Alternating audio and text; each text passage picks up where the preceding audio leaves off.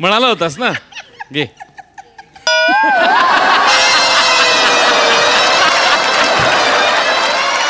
आज आम्ही तुला तुझी हक्काची स्वतःची ॲम्ब्युलन्स दिलेली आहे.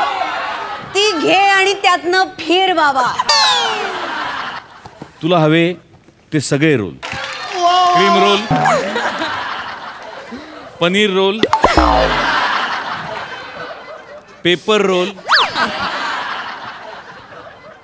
खास दिवाळीसाठी टिकल्यांचा रोल आणि रोड रोल.